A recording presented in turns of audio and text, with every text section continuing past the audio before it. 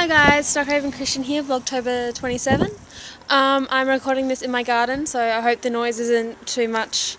I got back from Hobart today after the surprise trip planned by my amazing husband on yesterday morning. Hobart was a really nice little getaway. Really liked it. What we say was really cool. It was the original wool store of Hobart. And so downstairs had some of the original walling, and some of the original exterior was still in existence. So it was really cool to see that. The other thing that was right there was the gasworks, and it was really cool to see the existing exteriors of that stuff too. Hobart's preserved a lot of its exteriors really well. The old gasworks is actually an amazing wine tasting, like, gourmet area, which is really cool. We really liked walking around in there, but unfortunately we were there a little bit late to do any tasting. And that was really cool.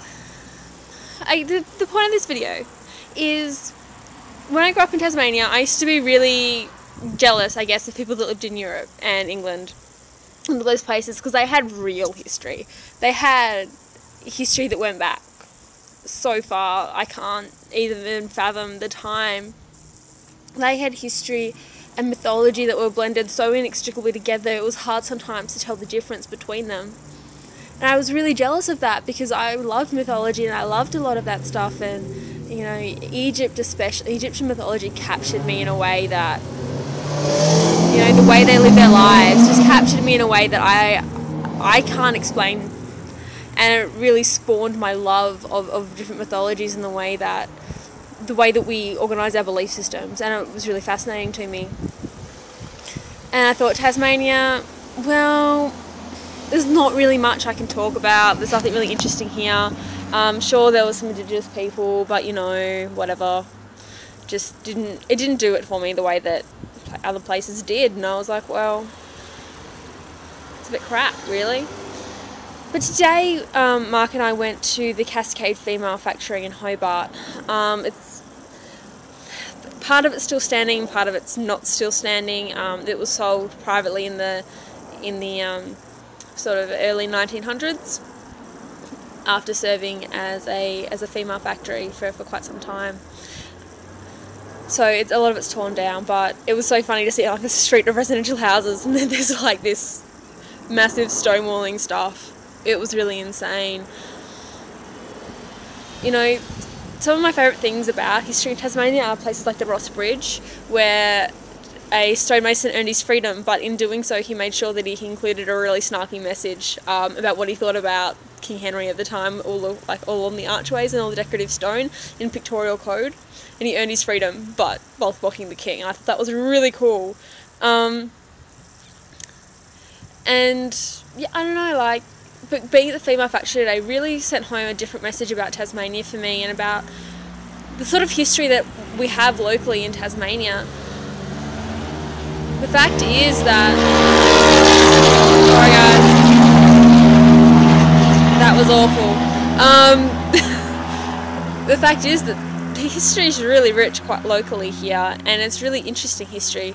Like, there was a group of people in the female factory where they called themselves a flash mob, and they basically ran, you know, from underneath, ran the penal system. They fought back wherever they could, and they caused as much trouble as they could. I mean, ultimately there was the flip side of that, which was that they were very exclusive, and they caused a lot of trouble for other female prisoners who weren't members and who weren't interested in causing this trouble with them. You know, it was interesting to listen to the perspectives that the government had about the way children are in Tasmania. Like, if you had a child born in the factory area, or you got pregnant while you were out on assignment, you got sent back, obviously. But the children weren't part of the prison system. The children, like, weren't on paper anywhere, so they didn't have to feed them, and you only got to breastfeed for 6 months, then you never saw your child again. And yeah, so the infant mortality rate was shocking. It was something like 1,500 babies were born at the Cascade factory during its life, and only 300 of them survived, and then they were sent to orphanages. It was pretty insane. But yeah, they just didn't exist, so they didn't include rations for them, and they didn't look after them, and they didn't touch them, and they didn't show them love, and you know, yeah, I don't know, it was just like, it really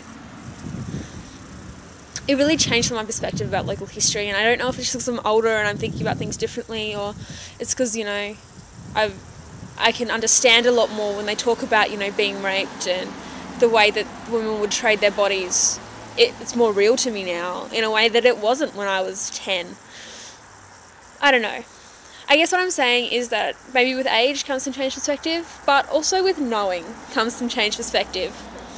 And I know that I've been really evangelical in a lot of my vlogs recently, finishing with things like go outside and go have fun and go experience your area and don't put off pleasure and enjoy your life and enjoy who you are and enjoy where you are. But I really do think that, you know, it's important to hear that message too, because how often do we hear it and not do anything about it? I don't know. I don't know how to really finish this vlog, except maybe history isn't always boring. Sometimes it's cheeky and fun, and history, just because it's not ancient doesn't make it not valuable or uninteresting.